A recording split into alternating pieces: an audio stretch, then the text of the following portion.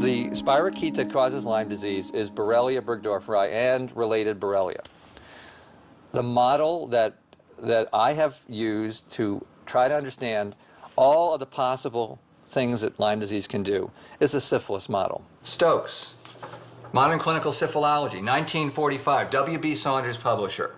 It gets into every organ system of the body, and there are chapters on manifestations in the skin, manifestations in dead babies, manifestations in the bone, manifestations in the brain, and particularly dementia, because dementia and syphilis was general paresis, and general paresis is as close as you could come to a carbon copy of Alzheimer's disease. The diseases are exactly the same. If a spirochete, syphilis, could cause dementia, why couldn't the Borrelia spirochete, over a long, long, long period of time, cause Alzheimer's disease?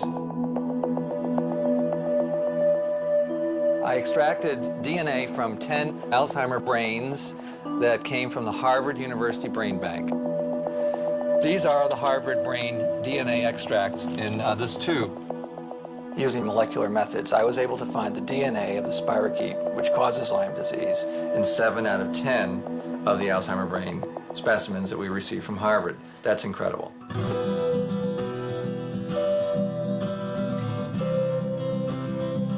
The results of the experiment could not have been predicted in anybody's imagination when 7 Alzheimer brains gave me essentially the same thing, which is part spirochetal, part human, linked up in one molecule.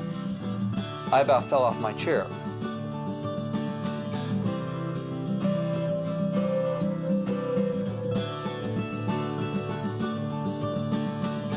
If my dream comes true someday, that will redefine the practice of medicine.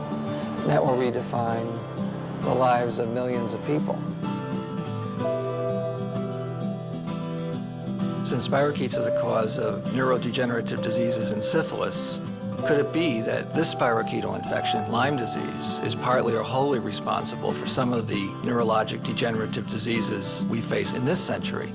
Alzheimer's, Lou Gehrig's disease, Parkinson's disease, multiple sclerosis.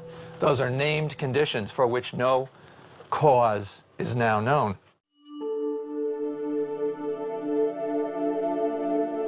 We never had, in the last 5 years, a single MS patient, a single ALS patient, a single Parkinson's patient who did not test positive for Borrelia burgdorferi. Not a single one.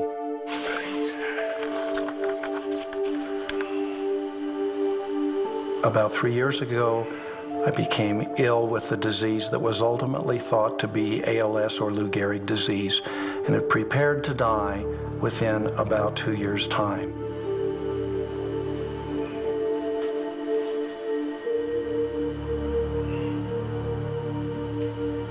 My neurologist tells me that I was progressing so rapidly that without the diagnosis of Lyme disease and antibiotics, I would have continued to decline, losing strength, eventually becoming bedbound, eventually unable to talk or swallow or breathe, and would have died in a matter of a couple of years, just like anybody else with ALS.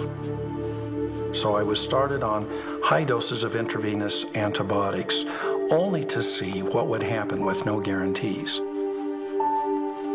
To our amazement, within a month, my energy improved, so instead of being exhausted in an hour, I could be up and about and active for 4 or 5 hours. We're now 2 years out, and I find that if I go off of the antibiotics, I lose stamina and I'm not yet back to my full self. But the change is absolutely dramatic.